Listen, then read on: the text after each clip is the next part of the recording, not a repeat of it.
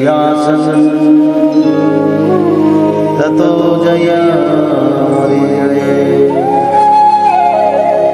मूकं करोति वाचालं पंगुलं लङ्घयते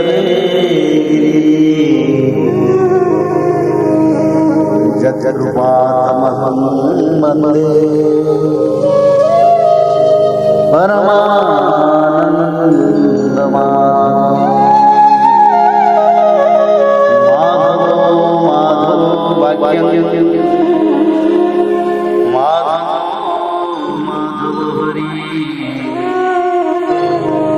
परन्ते साधवानित्यं सकलकार्येषु श्रीमद् भागवत महापुराण दशम स्कंद 87वां अध्याय वेद स्तुति। राजा परीक्षित जी ने पूछा, भगवान ब्रह्म कार्य और कारण से सर्वथा परे हैं। सत्व रज और तम ये तीनों गुण उसमें है ही नहीं। मन और वाणी से संकेत रूप में भी उसका निर्देश नहीं किया जा सकता। दूसरी ओर समस्त श्रुतियों का विषय गुण ही है। वे जिस विषय का वर्णन करती हैं उसके गुण जाति क्रिया अथवा रूढ़ि का ही निर्देश करती हैं। ऐसी स्थिति में श्रुतियां निर्गुण ब्रह्म का प्रतिपादन किस प्रकार करती हैं, क्योंकि निर्गुण वस्तु का स्वरूप तो उनकी पहुंच के परे है। श्री सुखदेव जी कहते हैं, परीक्षित, भगवान सर्वशक्तिमान और गुणों के निधान हैं। श्रुतियां स्पष्टतः सगुण का ही निरूपण करती हैं, परंतु विचार करने पर उनका तात्पर्य निर्गुण ही निकलता है। विचार करने के लिए ही भगवान ने जीवों के लिए बुद्धि, इंद्रियां, मन और प्राणों की सृष्टि की है। इनके द्वारा वे स्वेच्छा से अर्थ, धर्म, काम अथवा मोक्ष का अर्जन कर सकते हैं। प्राणों के द्वारा जीवन धारण, श्रवण आदि इंद्रियों के द्वारा महावाक्य आदि का श्रवण, मन के द्वारा मनन और बुद्धि के द्वारा निश्चय करने पर श्रुतियों के तात्पर्य निर्गुण स्वरूप का साक्षात्कार हो सकता है। इसलिए श्रुतियां सगुण का प्रतिपादन करने पर भी वस्तुतः निर्गुण परक हैं। ब्रह्मा का प्रतिपादन करने वाली उपनिषद का यही स्वरूप है। इसे पूर्वजों के भी पूर्वज सनकादि ऋषियों ने आत्मनिश्चय के द्वारा धारण किया है।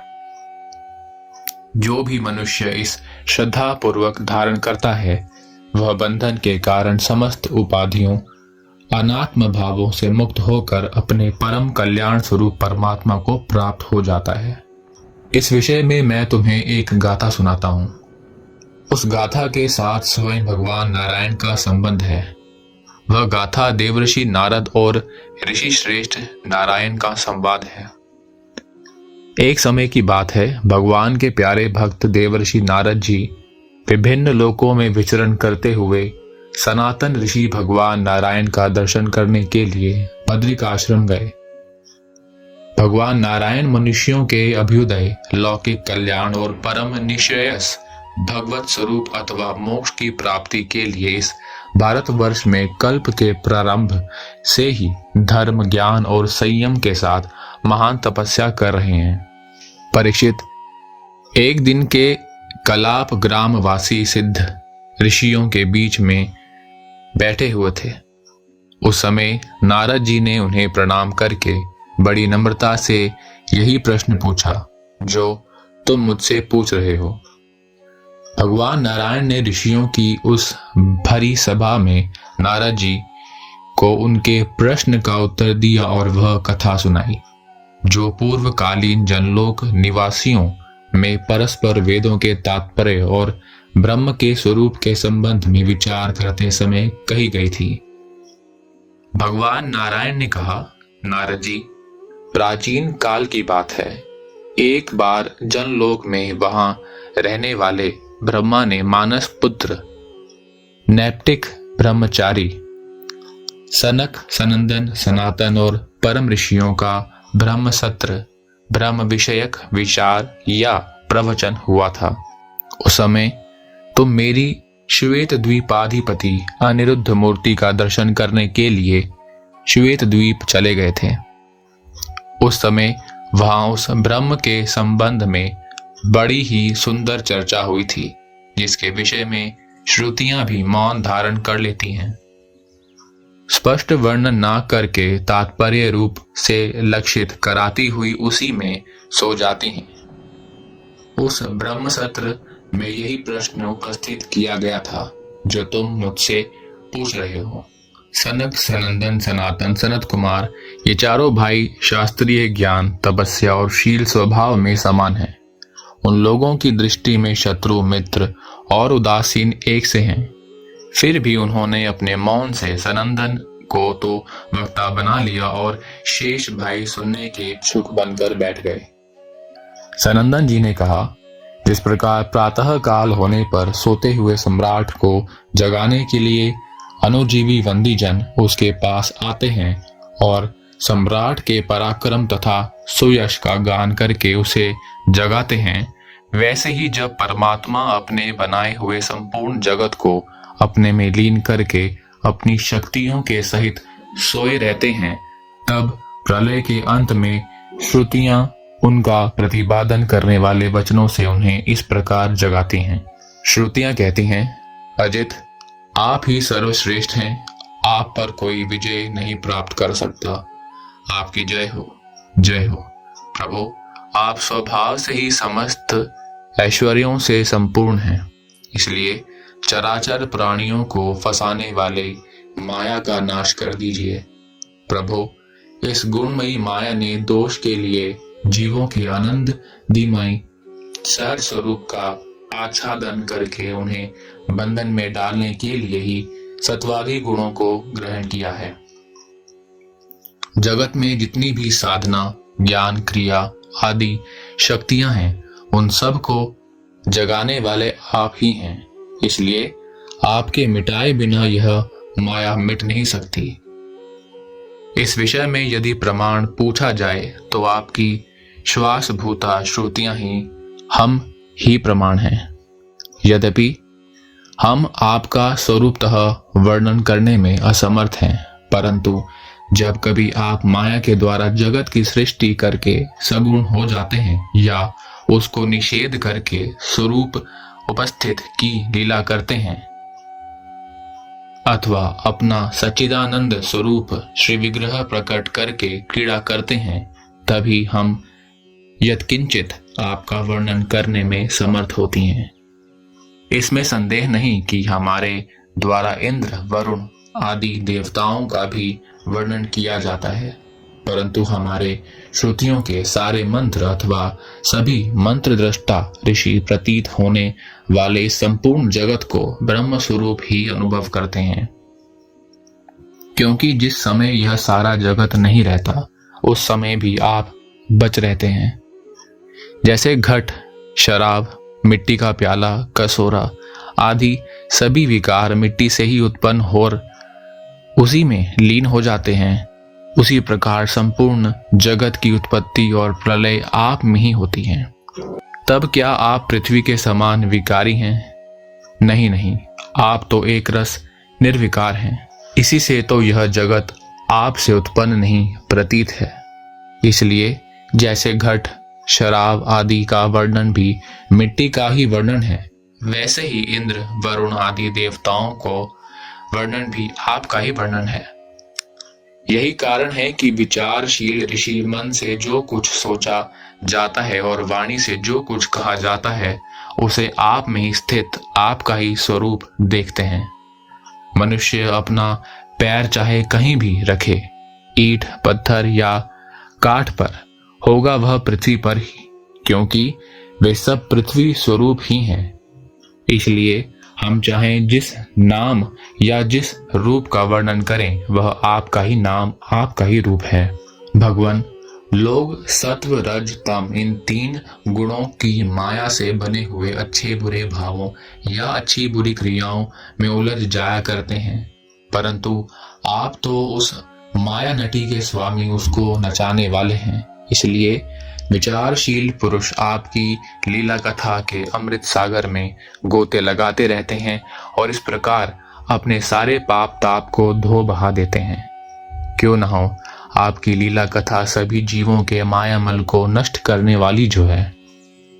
पुरुषोत्तम, जिन महापुरुषों ने आत्मज्ञान के द्वारा अंतःकरण के राग, द्वेष आदि और शरीर के कालकृत जरा मरण आदि दोष मिटा दिए हैं और निरंतर आपके स्वरूप की अनुभूति में मग्न रहते हैं, जो अखंड आनंद स्वरूप हैं, उन्होंने अपने पाप तापों को सदा के लिए शांत भस्म कर दिया है। इसके विषय में तो कहना ही क्या है। भगवान, प्राणधारियों के जीवन की सफलता इसी में है कि वे आपका भजन सेवन करें, आपकी आज्ञा का पालन करें। यदि वे ऐसा नहीं करते तो उनका जीवन व्यर्थ है और उनके शरीर में श्वास का चलना ठीक वैसे ही है जैसा लोहार की धौकनी में हवा का आना जाना। मैं तत्व, अहंकार आदि ने आपके अनुग्रह से आपके उनमें प्रवेश करने पर ही इस ब्रह्मांड की सृष्टि की है। अन्नमय, प्राणमय, मनोमय, विज्ञानमय और आनंदमय, इन पांचों कोशों में पुरुष रूप से रहने वाले, उनमें मैं की स्फूर्ति करने वाले भी आप ही हैं। आपके ही अस्तित्व से उन कोशों के अस्तित्व का अनुभव होता है और उनके ना रहने पर भी अंतिम अविधि रूप से आप विराजमान रहते हैं। इस प्रकार सब में अन्वित और सबकी अवधि होने पर भी आप असंग ही हैं, क्योंकि वास्तव में जो कुछ वृत्तियों के द्वारा अस्ति अथवा नास्ति के रूप में अनुभव होता है, उन समस्त कार्य कारणों से आप परे हैं। नेति नेति के द्वारा इन सब का निषेध हो जाने पर भी आप ही शेष रहते हैं, क्योंकि आप उस निषेध के भी साक्षी हैं और वास्तव में आप ही एकमात्र सत्य हैं। इसलिए आपके भजन के बिना जीव का जीवन व्यर्थ ही है, क्योंकि वह इस महान सत्य से वंचित है। ऋषियों ने आपकी प्राप्ति के लिए अनेकों मार्ग माने हैं। उनमें जो स्थूल दृष्टि वाले हैं वे मणिपूरक चक्र में अग्नि रूप से आपकी उपासना करते हैं। अरुणवंश के ऋषि समस्त नाड़ियों के निकलने के स्थान हृदय में आपके परम सूक्ष्म स्वरूप दहर ब्रह्म की उपासना करते हैं। प्रभु, हृदय से ही आपको प्राप्त करने का श्रेष्ठ मार्ग सुषुप्ना नाड़ी ब्रह्मरंध्र तक गई हुई है।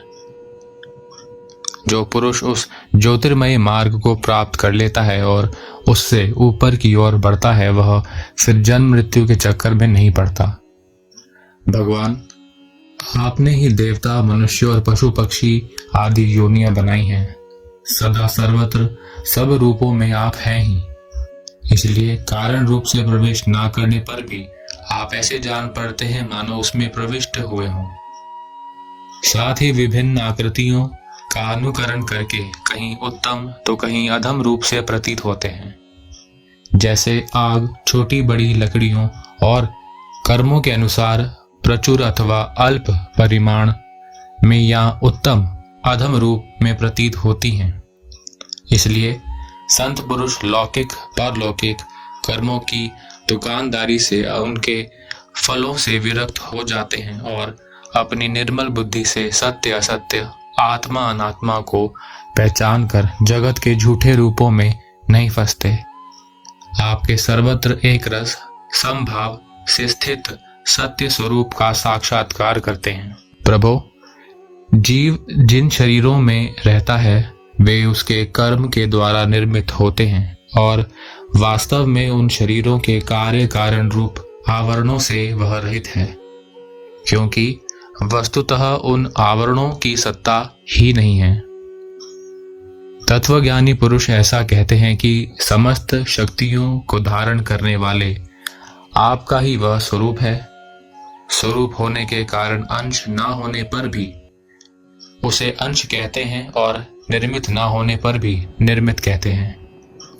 इसी से बुद्धिमान पुरुष जीव के वास्तविक स्वरूप पर विचार करके परम विश्वास के साथ आपके चरण कमलों की उपासना करते हैं, क्योंकि आपके चरण ही समस्त वैदिक कर्मों के समर्पण स्थान और मोक्ष स्वरूप हैं।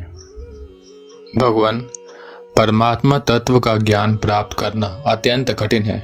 उसी का ज्ञान कराने के लिए आप विविध प्रकार के अवतार ग्रहण करते हैं और उनके द्वारा ऐसी लीला करते हैं जो अमृत के महासागर से भी मधुर और मादक होती है। जो लोग उसका सेवन करते हैं उनकी सारी थकावट दूर हो जाती है, वे परमानंद में मग्न हो जाते हैं। कुछ प्रेमी भक्त तो ऐसे होते हैं जो आपकी लीला कथाओं को छोड़कर मोक्ष की भी अभिलाषा नहीं करते। स्वर्ग आदि की तो बात ही क्या है। वे आपके चरण कमलों के प्रेमी परमहंसों के सत्संग में जहां आपकी कथा होती है इतना सुख मानते हैं कि उसके लिए इस जीवन में प्राप्त अपनी घर गृहस्थी का भी परित्याग कर देते हैं। प्रभु, यह शरीर आपकी सेवा का साधन होकर जब आपके पथ का अनुरागी हो जाता है तब आत्मा हितैषी सुहृद और प्रिय व्यक्ति के समान आचरण करता है। आप जीव के सच्चे हितैषी, प्रियतम और आत्मा ही हैं और सदा सर्वदा जीव को अपनाने के लिए तैयार भी रहते हैं।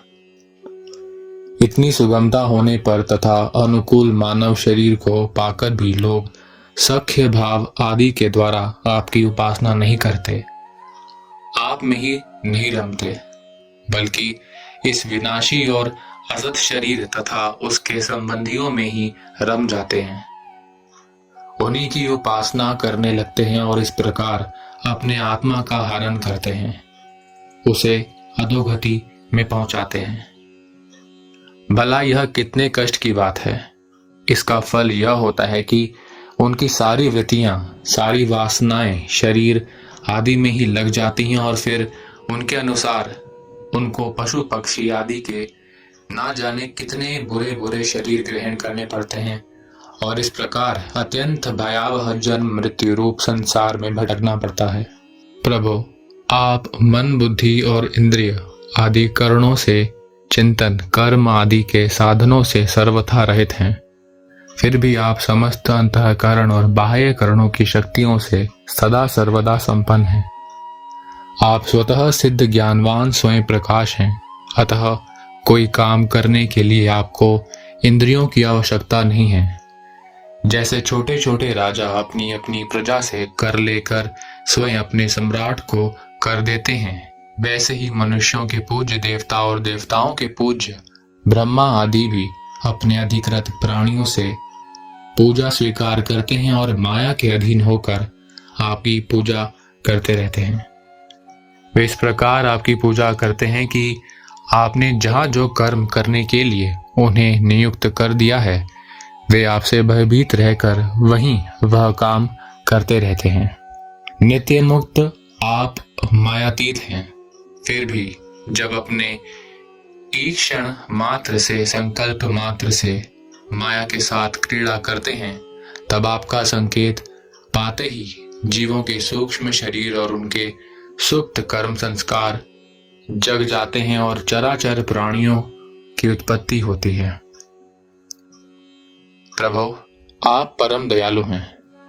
आकाश के समान सब में सम होने के कारण ना तो कोई आपका अपना है और ना तो पराया। वास्तव में तो आपके स्वरूप में मन और वाणी की गति ही नहीं है। आप में कार्य कारण रूप प्रपंच का अभाव होने से बाह्य दृष्टि से आप शून्य के समान ही जान पड़ते हैं, परंतु उस दृष्टि के भी अधिष्ठान होने के कारण आप परम सत्य हैं। भगवान, आप नित्य एक रस हैं। यदि जीव असंख्य हों और सबके सब नित्य एवं स्वयं व्यापक हों तब तो वे आपके समान ही हो जाएंगे। उस हालत में वे शासित हैं और आप शासक, यह बात बन ही नहीं सकती और तब आप उनका नियंत्रण कर ही नहीं सकते। उनका नियंत्रण आप तभी कर सकते हैं जब वे आपसे उत्पन्न एवं आपकी अपेक्षा न्यून हो। इसमें संदेह नहीं कि ये सब के सब जीव तथा इनकी एकता या विभिन्नता आपसे ही उत्पन्न हुई है, इसलिए आप उनमें कारण रूप से रहते हुए भी उनके नियामक हैं। वास्तव में आप उनमें समरूप से स्थित हैं, परंतु यह जाना नहीं जा सकता कि आपका वह स्वरूप कैसा है, क्योंकि जो लोग ऐसा समझते हैं कि हमने जान लिया, उन्होंने वास्तव में आपको नहीं जाना। उन्होंने तो केवल अपनी बुद्धि के विषय को जाना है, जिससे आप परे हैं। और साथ ही मति के द्वारा जितनी वस्तुएं जानी जाती हैं, वे मतियों की भिन्नता के कारण भिन्न भिन्न होती हैं। इसलिए उनकी दुष्टता एवं मत के साथ दूसरे मत का विरोध प्रत्यक्ष ही है। अतएव आपका स्वरूप समस्त मतों के परे है। स्वामिन, जीव आपसे उत्पन्न होता है, यह कहना का ऐसा अर्थ नहीं है कि आप परिणाम के द्वारा जीव बनते हैं। सिद्धांत तो यह है कि प्रकृति और पुरुष दोनों ही अजन्मा हैं, अर्थात उनका वास्तविक स्वरूप जो आप हैं कभी वृत्तियों के अंदर उतरता नहीं, जन्म नहीं लेता। तब प्राणियों का जन्म कैसे होता है?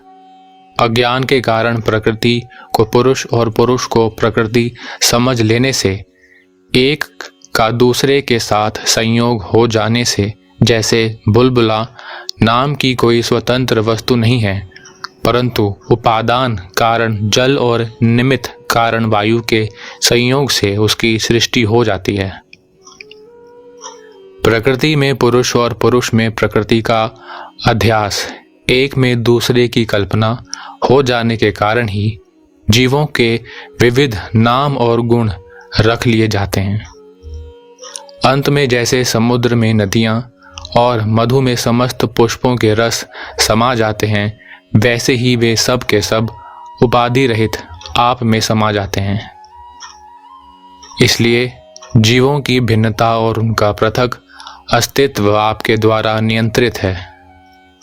उनकी पृथक स्वतंत्रता और सर्वव्यापकता आदि वास्तविक सत्य को ना जानने के कारण ही मानी जाती है। भगवान, सभी जीव आपकी माया से भ्रम में भटक रहे हैं। अपने को आपसे पृथक मानकर जन्म मृत्यु का चक्कर काट रहे हैं, परंतु बुद्धिमान पुरुष इस भ्रम को समझ लेते हैं और संपूर्ण भक्ति भाव से आपकी शरण ग्रहण करते हैं, क्योंकि आप जन्म मृत्यु के चक्कर से छुड़ाने वाले हैं। यद्यपि शीत, ग्रीष्म और वर्षा, इन 3 भागों वाला काल चक्र आपका भ्रूविलास मात्र है, वह सभी को भयभीत करता है, परंतु वह उन्हीं को बार बार भयभीत करता है जो आपकी शरण नहीं लेते। जो आपके शरणागत भक्त हैं, उन्हें भला जन्म मृत्यु रूप संसार का भय कैसे हो सकता है?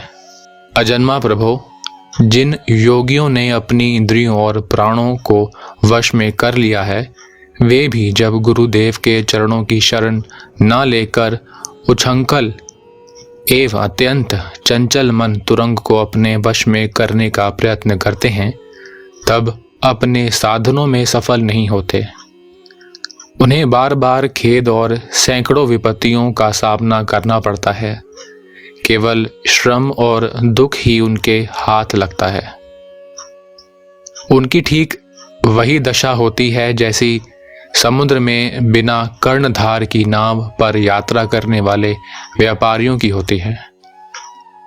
तात्पर्य यह कि जो मन को वश में करना चाहते हैं, उनके लिए कर्णधार गुरु की अनिवार्य आवश्यकता है।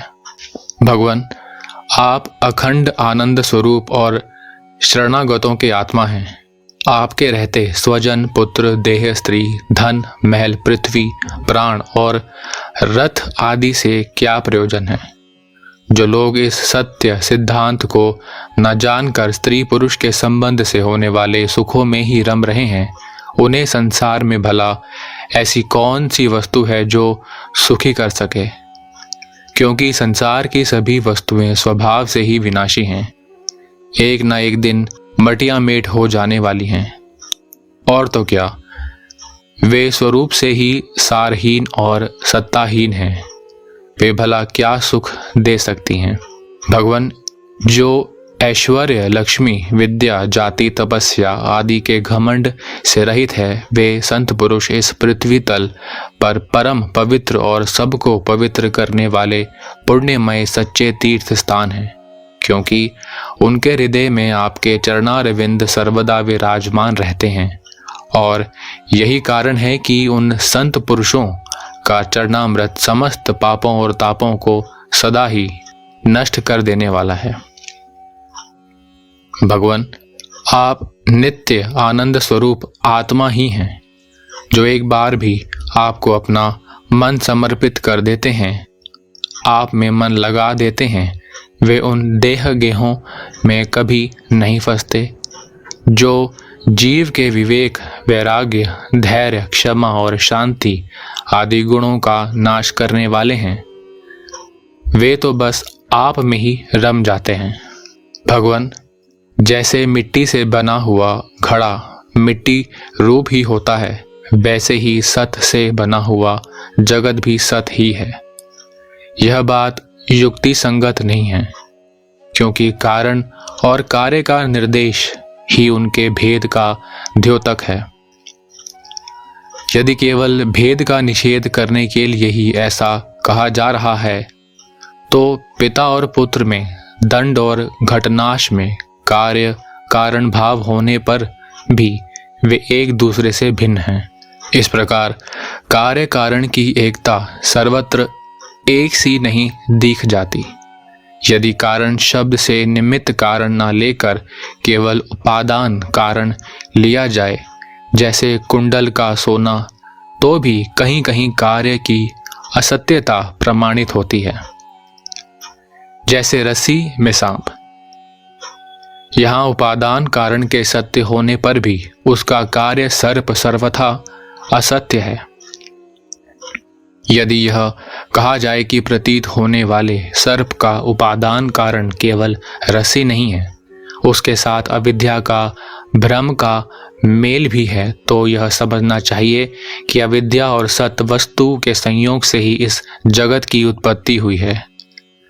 इसलिए जैसे रस्सी में प्रतीत होने वाला सर्प मिथ्या है, वैसे ही सत वस्तु में अविद्या के संयोग से प्रतीत होने वाला नाम रूपात्मक जगत भी मिथ्या है।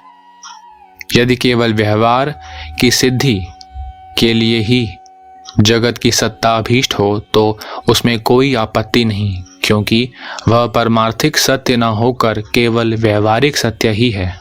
यह भ्रम व्यवहारिक जगत में माने हुए काल की दृष्टि से अनादि है, और अज्ञानी जन बिना विचार किए पूर्व के भ्रम से प्रेरित होकर अंध परंपरा से इसे मानते चले आ रहे हैं।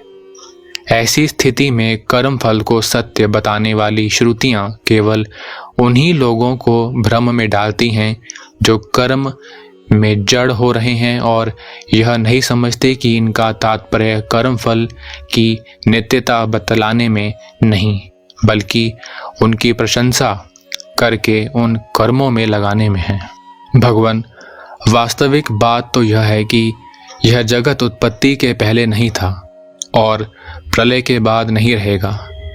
इससे यह सिद्ध होता है कि यह बीच में भी एक रस परमात्मा में मिथ्या ही प्रतीत हो रहा है। इसी से हम श्रुतियां इस जगत का वर्णन ऐसी उपमा देकर करती हैं कि जैसी मिट्टी से घड़ा, लोहे में शस्त्र और सोने में कुंडल आदि नाम मात्र हैं।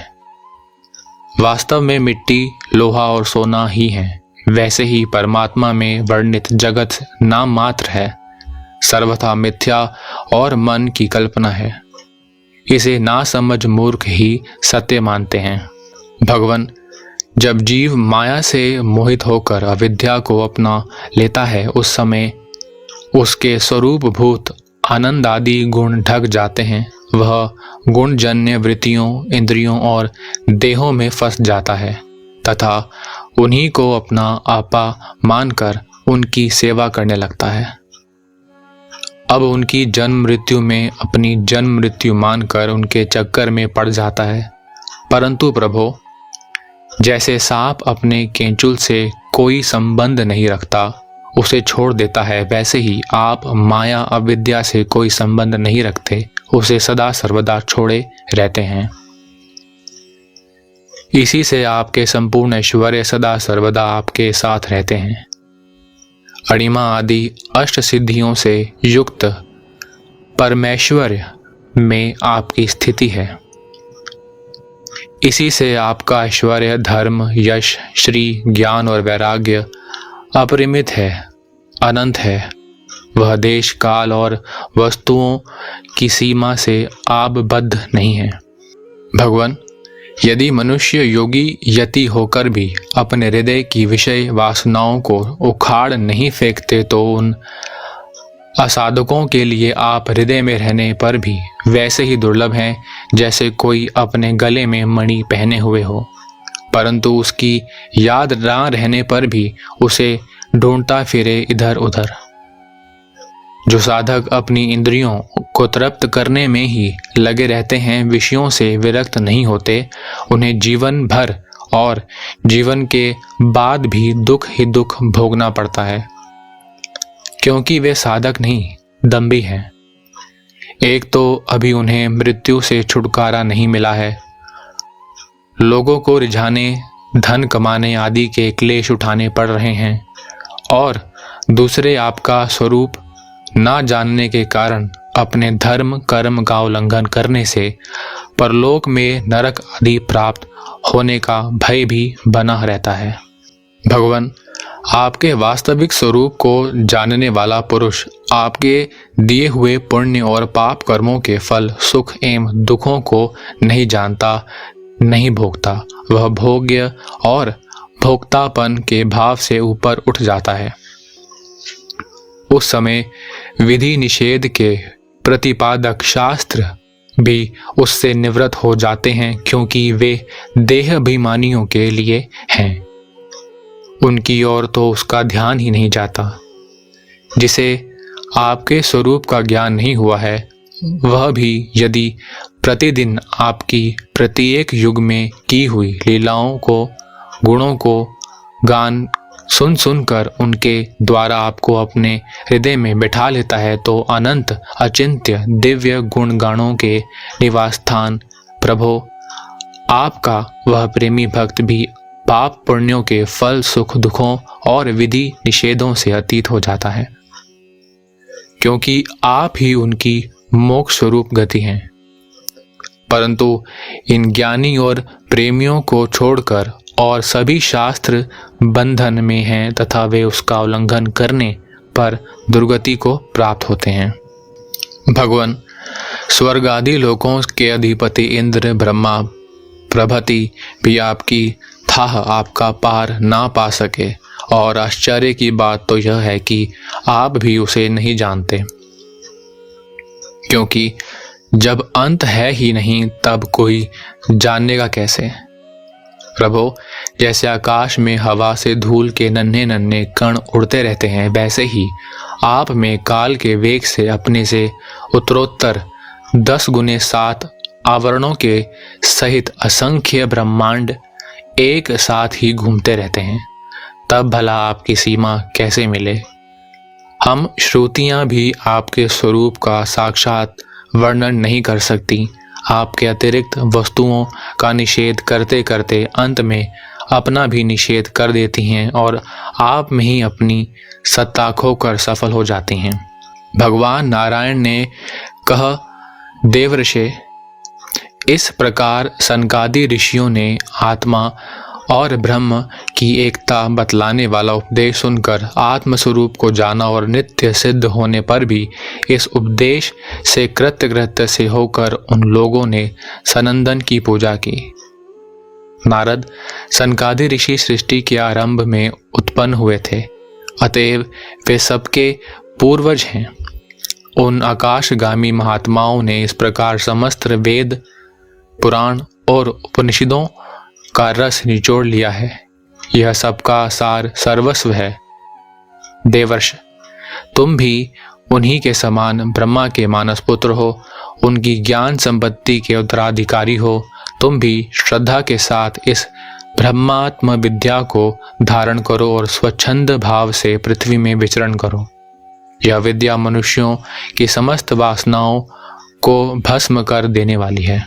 श्री सुखदेव जी कहते हैं, परीक्षित, देवर्षि नारद बड़े संयमी, ज्ञानी, पूर्ण काम और नैष्टिक ब्रह्मचारी हैं। वे जो कुछ सुनते हैं उन्हें उसकी धारणा हो जाती है। भगवान नारायण ने उन्हें जब इस प्रकार उपदेश किया तब उन्होंने बड़ी श्रद्धा से उसे ग्रहण किया और उनसे यह कहा। देवर्षि नारद जी ने कहा, भगवान, आप सच्चिदानंद स्वरूप श्री कृष्ण हैं। आपकी कीर्ति परम पवित्र है। आप समस्त प्राणियों के परम कल्याण मोक्ष के लिए कमनीय कला अवतार धारण किया करते हैं। मैं आपको नमस्कार करता हूँ। परीक्षित, इस प्रकार महात्मा देवर्षि नारद आदि ऋषि भगवान नारायण को और उनके शिष्यों को नमस्कार करके स्वयं मेरे पिता श्री कृष्ण द्वैपायन के आश्रम पर गए। भगवान वेद व्यास ने उनका यथोचित सत्कार किया। वे आसन स्वीकार करके बैठ गए। इसके बाद देवर्षि नारद जो कुछ भगवान नारायण के मुंह से सुना था वह सब कुछ मेरे पिताजी को सुना दिया। राजन, इस प्रकार मैंने तुम्हें बतलाया कि मन वाणी से अगोचर और समस्त प्राकृत गुणों से रहित पर ब्रह्म परमात्मा का वर्णन श्रुतियां किस प्रकार करती हैं और उसमें मन का कैसा प्रवेश होता है। यही तो तुम्हारा प्रश्न था। परीक्षित, भगवान ही इस विश्व का संकल्प करते हैं तथा उसके आदि, मध्य और अंत में स्थित रहते हैं। वे प्रकृति और जीव दोनों के स्वामी हैं। उन्होंने ही इसकी सृष्टि करके जीव के साथ इसमें प्रवेश किया है और शरीरों का निर्माण करके वे ही उनका नियंत्रण करते हैं। जैसे गाढ़ निद्रा सुषुप्ति में मगन पुरुष अपने शरीर का अनुसंधान छोड़ देता है, वैसे ही भगवान को पाकर यह जीव माया से मुक्त हो जाता है। भगवान ऐसे विशुद्ध केवल चिन्मात्र तत्व हैं कि उनमें जगत के कारण माया अथवा प्रकृति का रत्ती भर भी अस्तित्व नहीं है। वे ही वास्तव में अभय स्थान है। उनका चिंतन निरंतर करते रहना चाहिए। इति श्रीमद् भागवते महापुराणे पारमहंस्यां संहिताया दशम स्कंदे उत्तरार्धे नारद नारायण संवादे वेद स्तुतिर्नाम सप्तशती तमोध्यायः।